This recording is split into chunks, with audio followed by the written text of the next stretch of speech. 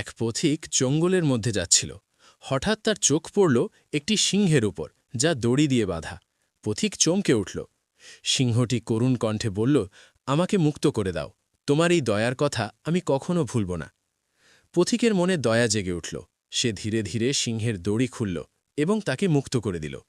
সিংহটি ধীরে ধীরে দাঁড়িয়ে তারপর স্বাধীনভাবে চলে গেল। পথিক চুপচাপ তাকিয়ে দেখল, মনে করে কি সুন্দর দয়া। কিছুদিন পরে পথিক এক শান্ত জায়গায় বসে বিশ্রাম নিচ্ছিল, আশেপাশের প্রাকৃতিক দৃশ্য উপভোগ করে।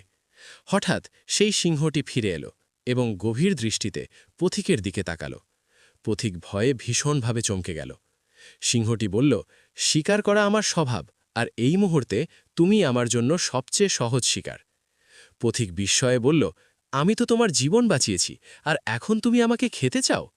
কথা বাড়তে থাকায় তারা সিদ্ধান্ত নিল এ বিষয়ে ন্যায় বিচার নেওয়া হবে। তারা একসাথে ন্যায়ের পথে চলল। পথে তারা একটি উটের সঙ্গে দেখা করল। উটকে পুরো ঘটনা বলা হলো।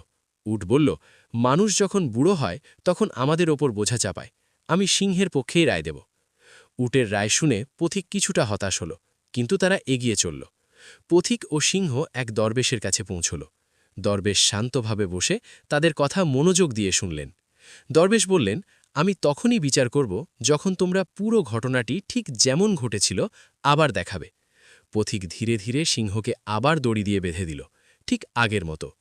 এইভাবে নেকি সব জায়গায় কার্যকর হয় না। দরবেশ হেসে বললেন, যে স্বাধীন হয়ে কামড়াতে চায় তাকে আবার বাঁধাই বুদ্ধিমানের কাজ। পথিক শান্তভাবে দূরে চলে গেল। আমরা শিখলাম, নেকি সব জায়গায় করার নয়, এবং কখনো কখনো শিক্ষার জন্য কঠোরতা প্রয়োজন।